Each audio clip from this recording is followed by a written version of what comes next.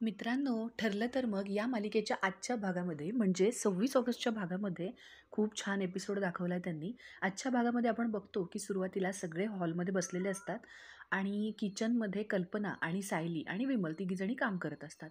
तर तेव्हा लगेचच अस्मिता मात्र तिच्या प्लॅनमध्ये अजून ऑनच असते. ती लगेच सायलीला आवाज देते, "सायली, इकडे ये गं जरा." सायली पण लगेच म्हणते, "हां, आले हां अस्मिताताई." आणि ती तिथे येते. तिकडे आल्यावरती अस्मिता अगदी तिला तोरतच विचारते, "काय गं, गणपतीची तयारी कुठपर्यंत आली? केलीस का सुरुवात?" त्यावर लगेचच मग सायली म्हणते, की "हो, स्वयंपाकाची तयारी करायला घेतली. ती झाली की घेईनच गणपतीची तयारी करायला." तेवढ्यात तिथे अर्जुन येतो. अर्जुन येतो आणि लगेच म्हणतो, "सगळी तयारी काय माझ्या बायकोनी करायची का? काही करणार नाही ती. मी तिला बाहेर घेऊन जातोय फिरायला." तो लगेच सायलीला म्हणतो, "चल." त्यावर सायली लगेच म्हणते, "हे कधी ठरलं?" कल्पना मात्र बसून ह्या दोघांकडे बघत असते, की नक्की यांचं काय चाललं. आणि अर्जुन म्हणतो, "आत्ता ठरलं. चल, चल." लगेचच प्रताप म्हणतो, "अरे वाह! छान आहे. निघा, निघा, लवकर निघा." प्रतापला विसर पडलेला असतो, की त्यांचा प्लॅन चालू आहे. वरती तो सगळ्यांसमोर विचारतो, "आणि तुम्ही कुठे जाताय?" आता मात्र प्रतिमा, स्मिता आणि अर्जुन एकमेकांकडे बघून दातोट खायला लागतात, कारण त्यांच्या डॅडने त्यांच्या प्लॅनची बँड वाजवलेली असते. आता मात्र अस्मिता जोरातच ओरडून म्हणते, "डॅड, असं काय करताय? या अशा अवस्थेत मी घरातली कामं करायची आहेत का गणपतीची?" आता मात्र प्रतापची ट्यूब पेटलेली असते. मग तो लगेच म्हणतो, "अरे हो, मी विसरलोच." मग तो लगेच म्हणतो, "सायली, तू कुठेही जायचं नाहीयेस." त्यावर सायली पण म्हणते, "बाबा, अहो मी कुठे जातच नाहीये." यांचं आपलं उगाच काहीतरी चालू असतं. त्यावर लगेच अर्जुन म्हणतो, "अरे असं कसं? आपण बाहेर जाऊन गणपतीची तयारी करू, म्हणजे खरेदी करू. आपल्याला डेकोरेशन करायचं ना, मग त्याला सामान लागेल ना. चल, चल खरेदी करू." असं म्हणून तो सायलीचा हात धरतो आणि ओढायला लागतो. इकडे अस्मिता लगेच सायलीचा दुसरा हात पकडते. आता इकडे सायलीचा एक हात अस्मिता ओढत असते आणि दुसरा हात अर्जुन ओढत असतो. अस्मिता म्हणते, "काही खरेदी-बिरेदी करायची नाही, आधी मखर." तर तिकडून अर्जुन तिचा हात ओढतो आणि म्हणतो, "आधी खरेदी." अस्मिता परत तिकडून हात ओढते आणि म्हणते, "आधी मखर." असे दोघं जण बिचारे त्या सायलीला खूप ओढत असतात. आणि अस्मिता आणि अर्जुन दोघेही ओरडत असतात, "नाही जाणार कोणी." अर्जुन म्हणतो, "जाणार." ती परत म्हणते, "नाही जाणार कोणी, जाणार." आता इथे सायलीची होणारी अवस्था बघून कल्पना, प्रतिमा आणि प्रताप तिघांनाही फार कसं तरी होत असतं. आता न राहून शेवटी प्रतिमा म्हणते, "अरे काय काय काय चाललंय काय तुमचं?" त्यावर प्रताप लगेच म्हणतो, "अगं अस्मिता, जाऊ दे त्यांना. नाहीतरी आपल्या घरात ना बायकोच्या मागे नवऱ्याने फिरायची पद्धत आहेच." "हो ना गं." असं म्हणून तो वाकून कल्पनाकडे बघतो आणि कल्पना एकदम असा रागातच लूक देते ना त्याच्याकडे, सगळेच हसायला लागतात. तर लगेच अस्मिता पुढे म्हणते, "डॅड, आता गणपतीची तयारी सोडून या दोघांनी डेटवर जायचंय का?" ती असा वेगळा सूर लावलेला असतो, जेणेकरून प्रतापला कळावं की नाटक आपल्याला कंटिन्यू करायचंय. आता मात्र शेवटी कल्पना बोलतेच, की त्यांना बाहेर जाऊ दे. तयारी तशी आता होत आलेली आणि जी काही बाकी आहे ना, ती मी आणि विमल मिळून पूर्ण करू. आपल्यावरती मखर करेल. आता कल्पनाचं हे बोलणं ऐकून सगळ्यांचा जीव भांड्यात पडतो, कारण सगळ्यांना हेच हवं असतं. अस्मिता पण लगेच हसते. प्रतिमा, प्रताप आणि अर्जुन तिघंही एकमेकांकडे बघून खुणवतात. मग लगेच कल्पना म्हणते, "अर्जुन, तुला काय बायकोला घेऊन जायचं ना ते डेट बीट वरती, जा घेऊन." अर्जुन आणि सायली दोघंही खुश होतात. अर्जुन सायलीला म्हणतो, "चल." आणि असं म्हणून तो तिचा हात धरून वळणार बघतो, तर त्याच्या हातात सायलीचा हातच आलेला नसतो, कारण सायली एकदम लगबगीने कल्पनाकडे जाते आणि पटकन तिच्या गालावरती पापी घेते. आता तिने तिची पापी घेतल्यानंतर घरातले सगळेच आश्चर्यचकित होतात. सगळ्यांनाच खूप हसायला येतं आणि कल्पना तर एकदम शॉकच होते. ती लगेचच म्हणते, "जा निघ आता." खरं तर कल्पनाला आवडत असतं, पण ती खोटा राग दाखवत असते. मग लगेच सायली म्हणते, "हो, पण त्याआधी मी माझ्या गोड आईची पापी घेतली." आता लगेचच कल्पना न आवडल्याचं नाटक करते आणि तिथून उठून जाते आणि किचनमध्ये जाते. किचनमध्ये गेल्या गेल्या लगेच विमल म्हणते, "वहिनी, तुम्ही सायलीताईंना जायला सांगताय ना, ते खूप बरं केलं." असं म्हणून ती खुश होते. कल्पना मात्र तिच्याकडे अशी रागानेच बघते. बिचारी विमल आपली गप्प होते. मग लगेच प्रताप अर्जुनला म्हणतो, "ए अर्जुन, अरे आता चर्चा नको, निघा लवकर, जा." त्यावरती अर्जुन म्हणतो, "हो, हो, हो, आता जातो आम्ही." आणि तो लगेच सायलीला आवाज देतो, "अगं चल." सायली पण लगेच म्हणते, "हो, हो, थांबा, थांबा." आणि मी लगेच म्हणते, "अहो, मला प्रतिमा आत्यांची औषधं देऊ दे." आणि मग ती प्रतिमाला गोळ्या द्यायला येते. सगळे कौतुकाने बघतच बसतात, कारण इतक्या लगबगीमध्ये सुद्धा सायली प्रतिमाच्या गोळ्या विसरलेली नसते. मग सायली प्रतिमाला गोळ्या देते आणि म्हणते, "अहो प्रतिमा आत्या, तुमच्या तर शेवटच्या 2च गोळ्या शिल्लक आहेत. आता आम्ही बाहेर चाललोय ना, येताना आम्ही गोळ्या घेऊन येतो." तर अर्जुन म्हणतो, "बरं, तुझं झालं ना आता सगळं, मग आता निघूया आपण." असं म्हणून ते दोघं निघणार. सायली अगदी पदर खोचून तयारच असते. तेवढ्यात अस्मिता आवाज देते आणि म्हणते, "1 मिनिट, 1 मिनिट. अशी जाणार आहेस तू?" त्यावर सायली म्हणते, "अशी म्हणजे?" त्यावर अस्मिता लगेच म्हणते, "अशी म्हणजे काकूबाईसारखी." "असं साडी नेसून कोणी नवऱ्याबरोबर डेटवर जातं का?" असं ती अगदी सायलीला ओरडून म्हणते. पुढे अस्मिता म्हणते, "अगं असं वाटतंय कुठल्या तरी भजनाला चालली आहेस." त्यावर सायली लगेच म्हणते, "अहो, छान आहे की साडी." त्यावरती अस्मिता म्हणते, "अगं, मुळात अशी कुठली गं तुझ्या वयाची मुलगी अशी काठापदराच्या रोज साड्या घालून फिरते गं? काय ते रंग, काय त्या साड्या, हे पॅटर्न, हे सगळं ना तुझ्या माहेरी ठीक होतं. पण तू ना आता सुभेदारांची सून आहेस. तर फरक पडायला हवा ना." लगेच अर्जुन म्हणतो, "अस्मिताई, माझी बायको कशी छानच दिसते. शी इज प्रिटी." असं म्हटल्यावरती अस्मिता लगेच म्हणते, "ठीक आहे, ठीक आहे. आता डेटवर चाललीच आहेस ना, मग कुठला तरी छान ड्रेस घाल, कुठली तरी मॉडर्न ज्वेलरी घाल."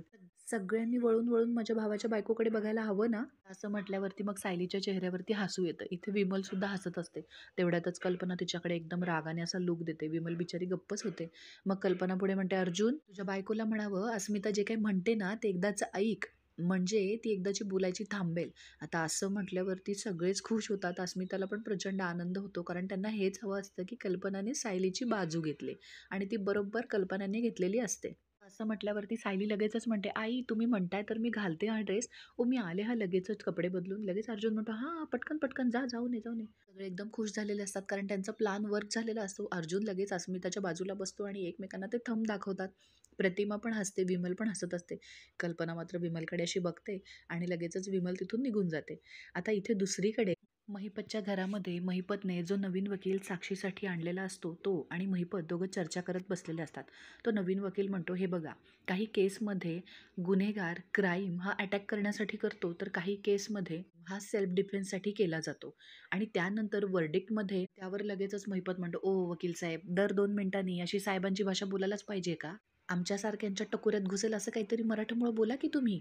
आता लगेच वकील म्हणतो, "अहो मला असं म्हणायचंय, की आपण अपील करून कोर्टात हे सिद्ध करूया, की साक्षी मॅडमनी विलासचा खून मुद्दामून नाही केला." तिथे पिस्तुलाची खेचाखेची सुरू होती आणि मग त्यात साक्षी मॅडमना भीती वाटली, की त्यांनाच गोळी लागेल आणि म्हणून त्यांनी स्वतःच्या बचावासाठी डिफेन्समध्ये गोळी झाडली. आता हे ऐकल्यानंतर महिपतचे डोळे चमकतात. पुढे वकील म्हणतो, "आणि ती चुकून विलासला लागली." आता लगेच महिपत म्हणतो, "हां, मग त्याने काय होईल?" लगेच पुढे वकील म्हणतो, "अहो मग त्याने त्यांचा अपराध छोटा मानला जाईल आणि मग त्यांची शिक्षा कमी होईल. कदाचित त्यांना माफीही मिळेल." आता त्यावरती त्या वकिलाला वाटतं, की महिपतला हा पर्याय खूप आवडलाय, पण महिपतच्या डोक्यात वेगळंच चालू असतं. तो लगेच ओरडतो, "ओ वकील साहेब, शिक्षा कमी-बिमी नाही, माफच झाली पाहिजे. माझी लेक जेलातून बाहेर आली पाहिजे आणि तिथून डायरेक्ट घरीच आली पाहिजे. त्यासाठी का मी तुमचे एवढे खिसे गरम करतो, हां?" असं तो अगदी दटावूनच त्या वकिलाला विचारतो. पुढे लगेचच धमकीच्या स्वरूपात म्हणतो, "आणि जर माझी लेक सुटली नाही तर?"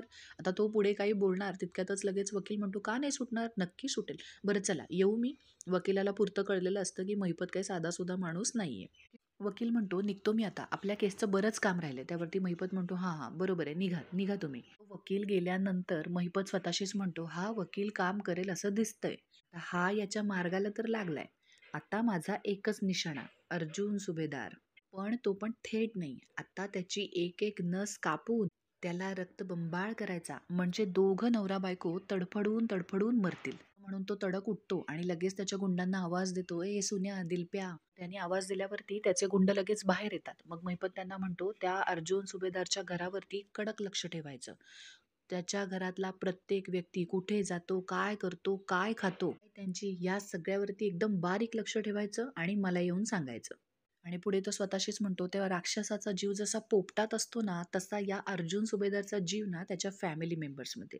जर का या पोपटाची मुंडी मुरगळली, तर राक्षस 113% मरणार. आलं ध्यानात? आता निघा." असं तो त्याच्या गुंडांना सांगतो. मग त्याचे गुंडही तिथून निघून जातात. तर आता दुसरीकडे अर्जुन आणि सायली दोघं जण डेटवर जायला रेडी असतात. अर्जुन मस्तपैकी बाईक घेऊन एकदम हिरोसारखा टकाटक आवरून बाईकवरती सायलीची वाट बघत असतो घराच्या बाहेर आणि मग तो स्वतःशीच म्हणतो, "अरे कमाल आहे, कुठे राहिली ही? मला म्हणाली तुम्ही गाडीजवळ जाऊन थांबा, मी 5च मिनिटात रेडी होऊन येते. हिची 5 मिनिटं अजून होतायत?" आता असं म्हणून तो घड्याळात बघत असतो आणि इकडे-तिकडे बघतच असतो. तितक्यात त्याचं लक्ष त्याच्या घरातल्या अंगणाकडे जातं. कारण सायली घरातून मस्तपैकी चुणीदार घालून छान आवरून येत असते आणि सायलीचे असे केस वाऱ्यावरती उडत वगैरे असतात. आता तिला बघितल्यानंतर अर्जुन पुन्हा एकदा तिच्या प्रेमातच पडतो. कारण सायली खरंच खूप छान आणि गोड दिसत असते. अर्जुनसुद्धा तिच्याकडे टक लावून पाहतच राहतो. आता सायली मात्र मस्तपैकी स्वतःचे केस सावरत अगदी छान येत असते. मग ती अशी पटकन येते आणि फोर व्हीलर जवळ जाऊन उभी राहते. बघते तर गाडीत कोणीच नाही. तितक्यात मागून हॉर्न वाजतो. म्हणून ती आश्चर्याने बघते तर अर्जुन चक्क बाईकवर बसलेला असतो. सायली लगेचच धावत अर्जुनकडे येते आणि म्हणते, "काय हो? हे काय? आपण बाईकने जाणार आहोत का आज?" त्यावर अर्जुन म्हणतो, "ऑफकोर्स." त्यावर सायली लगेच म्हणते, "अहो पण पाऊस आला तर?" आता मात्र अर्जुन म्हणतो, "बायको किती अनरोमॅन्टिक आहेस ग तू. बाईकवर भिजायची मज्जाच वेगळी आहे. ती गाडीमध्ये येत नाही कधी. सो आज बाईकवर." असं मग काय जायचं भिजायला असं म्हटल्यावरती सायली अगदी गोड लाजते आणि हसते आणि मान डोलावते. आता सायली देखील अर्जुनच्या बाईकवरती बसते. आता मस्तपैकी सुंदर मराठी गाणं लावलंय त्यांनी प्रेक्षकांनो आणि इतकं सुंदर वातावरण त्यांनी दाखवलंय. पावसाळी वातावरण, पावसाळी वातावरणामध्ये सुंदर, सुंदर हिरवेगार असे डोंगर, नद्या आणि रस्ते आणि त्याच्यावरनं अर्जुन खूप छान असा बाईक चालवत असतो आणि सायली मस्तपैकी तिची ओढणी उडवत असते आणि दोघंजणं खूप छान वातावरणाची मजा घेत प्रवास करत असतात. मग थोड्या वेळानंतर एकमेकांना आरशात बघून दोघंही लाजतात, हसतात. अर्जुन सारखा बाईकच्या आरशातून सायलीला बघत असतो आणि सायलीसुद्धा आरशामधून अर्जुनला बघत असते. आणि मग खूप सुंदर प्रवास त्यांचा दाखवलाय. एकदम पावसाळी पिकनिकचा फील येतो आणि आणि मग आता सायली अर्जुनच्या खांद्यावरती डोकं ठेवते आणि स्वतःचे डोळे मिटून घेते. आता अर्जुनसुद्धा हसत असतो गालातल्या गालात. इकडे सुभेदारांच्या घरी अजूनही यांचं नाटक काही संपलेलं नसतं. अस्मिता लगेचच म्हणते, "डॅड, तवा गरम आहे. आता तो गार होऊन देऊ नका." पण प्रतापला काही कळतच नाही. तो विचारतो, "मग?" त्यावरती अस्मिता म्हणते, "अहो, मला जाब विचारा." तो बिचारा प्रताप इतका भोळा दाखवलाय, तो लगेच म्हणतो, "आता कसला जाब?" तर अस्मिता पुरती वैतागते, डोक्याला हात लावते आणि म्हणते, "अहो, असं काय करताय? कसला जाब काय विचारताय? मम्माने आता सायलीला बाहेर जायची परमिशन दिली ना डेटवरती, त्याचा जाब विचारा. जरा जाऊन जाब विचारा, प्रकरण चिघळवा." आता लगेच प्रताप म्हणतो, "अरे हो, हे विसरलोच होतो मी." लगेच पुढे प्रताप म्हणतो, "आता थांब, कल्पना बरोबर असता दरडावून बोलतो ना, थरथर कापेल ती हं, बघ." आता लगेच प्रतिमा पण म्हणते, "प्रताप, जास्त चिडू नकोस." त्यावरती प्रताप म्हणतो, "नाही नाही, बघ तू आता बघ." आता लगेच प्रताप जागचा उठतो आणि कल्पनाकडे जातो आणि म्हणतो, "कल्पना, तुझे काय चाललंय?" तर ती कल्पना पण म्हणते, "काय चाललंय म्हणजे?" त्यावर लगेच प्रताप म्हणतो, "तू सायलीला अशी डोक्यावर का चढवतेस?" कल्पना जरा वैतागूनच म्हणते, "अहो काही काय?" त्यावरती प्रताप म्हणतो, "काही काय म्हणजे?" "अगं, तिला उंडाऱ्याला का पाठवलंस तू?" "मी तर सांगत होती ना, जाऊ नको, गणपतीची तयारी करायची आहे. तू म्हणालीस जा."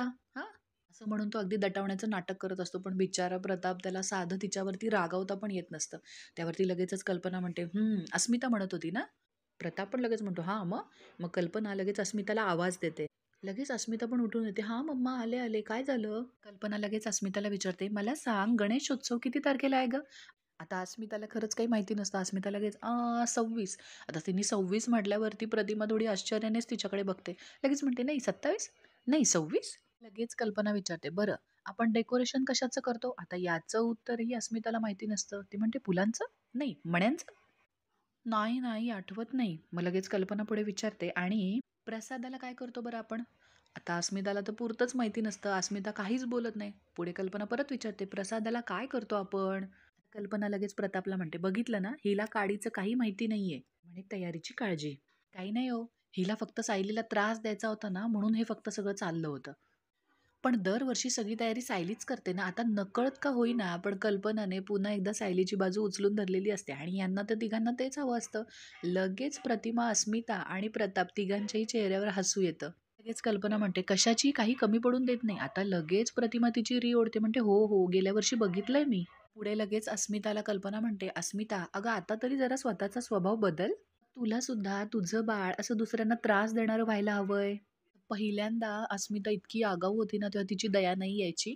पण यावेळेला मात्र बिचारी अस्मिता खरंच चांगलं काहीतरी करत असते, त्यामुळे तिची खूप दया येते. लगेच प्रताप तिची बाजू सावरत म्हणतो, "नाही, नाही, यावेळेला अस्मिताचं चुकलं असेल, पण तुला कळतंय का? तू सायलीचं कौतुक करतेयस." असं तो लगेच कल्पनाला जाणीव करून देतो. "अगं, सायलीच्या बाजूने झुकतेस तू, कळतंय का तुला?" कल्पना जरा वैतागूनच म्हणते, "अजिबात नाही हो, आणि तुम्ही तुमच्या खोलीत जा हो. इथे मला बरीच कामं आहेत. जा बघू तुम्ही तुमच्या खोलीमध्ये." बिचाऱ्या प्रतापने चांगलाच ओरडा खाल्लेला असतो. तो काहीच न म्हणता तिथून निघून जातो. तर इथे दुसरीकडे आता अर्जुन आणि सायली मस्तपैकी बाईकवरनं फिरत-फिरत एका गार्डनमध्ये आलेले असतात.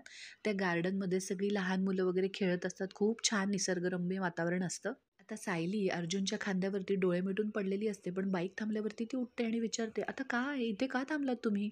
अर्जुन तिला हातानेच इशारा करतो आणि मग सायली बघते तर समोर गार्डनमध्ये एक कपल बसलेलं असतं आणि ते दादा जे असतात ते त्यांच्या बायकोचं छान असं चित्र काढत असतात. आता ते पाहिल्यावरती सायली लगेच म्हणते, "ते दादा त्यांच्या बायकोचं चित्र काढतायत. यापेक्षा काय गंमत आहे ना, आपल्या बायकोवर आपलं किती प्रेम आहे हे दाखवण्याचा याच्यापेक्षा चांगला मार्ग काय असू शकतो?" आता अर्जुन सुद्धा मान डोलावतो. मग त्याच्या डोक्यात एक कल्पना येते. तो लगेच सायलीला म्हणतो, "उतर, उतर." ती लगेच म्हणते, "अहो पण का?" तो म्हणतो, "उतर, उतर, उतर लगेच." आणि तिला उतरवतो आणि बाईक लगेच स्टँडला लावतो. सायली लगेच विचारते, "अहो काय करताय तुम्ही?" त्यावर अर्जुन तिच्या हातात हेल्मेट देत म्हणतो, "माझ्या बायकोवर माझं किती प्रेम आहे ते दाखवतोय." असं असं म्हणून तो त्या काकांकडे जातो आणि त्यांच्याकडनं पेपर आणि पेन्सिल घेऊन चित्र काढायला बसतो. सायलीला कळतं की आता अर्जुन तिचं चित्र काढतोय. मग ती खुणेनीच त्याला विचारते, "तुम्ही माझं चित्र काढताय?"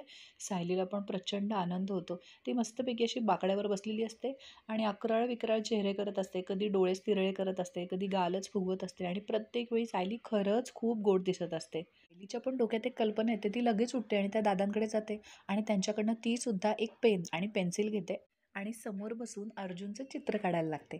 आता अर्जुन चित्र काढता काढता वरती पाहतो पाहतो तर त्याला समोर सायली दिसतच नाही. तो थोडासा कावरा-बावरा होतो आणि लगेच इकडे-तिकडे शोधायला लागतो. मग अचानक त्याचं लक्ष समोर जातं. बघतो तर समोर सायली बसलेली असते आणि ती सुद्धा त्याचं चित्र काढत असते.